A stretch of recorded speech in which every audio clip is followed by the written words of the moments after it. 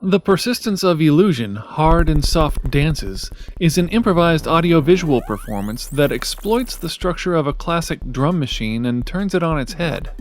Whereas efficient signal rate coding has all sounds and events derived from a single, steadily incrementing clock, this performance forces the clock to be ever-changing in its speed and direction. Surprising sounds emerge from these previously innocuous, even banal synthesized percussion instruments. And complex melodies of temporalities emerge, in a play amongst stability and surprise.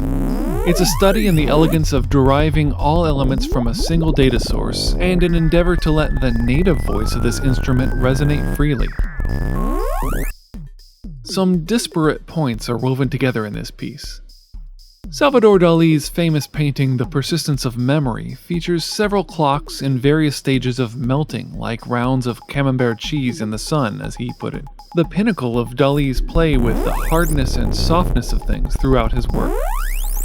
The Roland TR-808 rhythm composer, which was produced for a few years in the early 1980s, failed commercially due to its rigid interface, then to be embraced at a discount by a cult following in electronic dance music.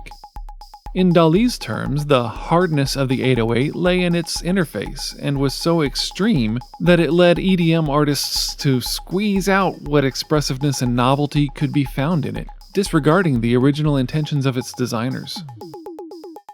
Many modern students of electroacoustic music are taught to program at the higher level control rate, as opposed to the clock-driven signal rate.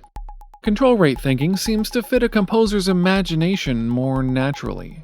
Signal rate coding is more akin to electrical circuit design, inventing a contraption that by its nature will behave in the desired way on its own, rather than awaiting and executing control rate instructions as they come. There's a trade-off between bending a program to your imagination and exploring what comes more naturally for the machine. Finally, social dance music relies on certain measures of stability and predictability in time to support social acts of unrehearsed dance, as opposed to music of the classical concert tradition in the last century or two, in which time is free to be more flexible and expressive itself. Many composers wrestle with how to treat time, or they embrace one approach somewhat dogmatically. The Persistence of Elusion, Hard and Soft Dances constructs and then deconstructs the rigid nature of a classic-style drum machine. The clock becomes the source of life for every sound. A simple modulo operation wraps the ever-climbing clock into a sawtooth wave.